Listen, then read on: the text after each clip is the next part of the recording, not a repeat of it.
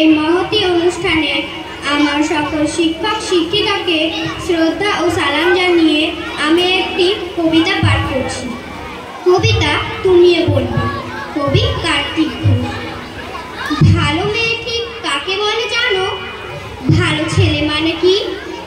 তুমিও বলবে। সহজ প্রশ্ন, মাপকাঠি একটি। যে মেয়ে পেয়েছে অঙ্কে 100, যে ছেলে ভূগোলে সেরা, তারাই তো ভালো বলছে সবাই, হীরের টুকরো এরা। কাগজে ওদের ছবি ছাপা হয়, টিভিতে দেখায় মুখ। ওদের জন্য আমারও তো ভাই আনন্দে ভরে। কিন্তু তোমায় বলছি কেন জানো?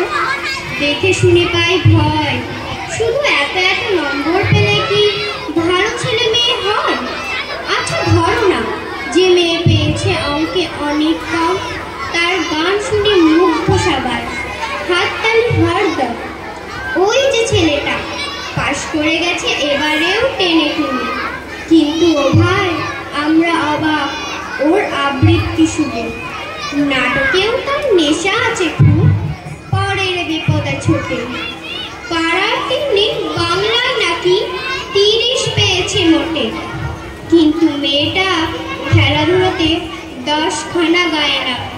সত্যি তবুও বলবে ওরা কেউ নয় দামি। চাই যে অনেক ইঞ্জিনিয়ার, চাই আরো ডাক্তার, পাশাপাশি চাই শিল্পী, খেলুড়ে, স্নেহময়ী সিস্টার। কম নম্বর পাওয়া ছেলেটাই কারিগর বলে আজ দেশটা গড়তে তার হাতে দেখো কত দরকারি কাজ। পরের দুঃখে কাতর যে মেয়ে মুখটি করেছে কালো, কম নম্বর পেয়েছে বলে কি বলবে না ওকে ভালো? অভাবের টানে কলেজে পড়ে, ছোট দরমার বাড়ি, তবুও ছেলেটা বাবা মাকে দেখে, ভাড়াতে চালায় গাড়ি। তাই বলছি কি শুধু এত এত নম্বরে হয় নাকি মাপকাঠি? ভালো ছেলে মেয়ে বলতে কি ভাই মানুষ চাইছি খাঁটি।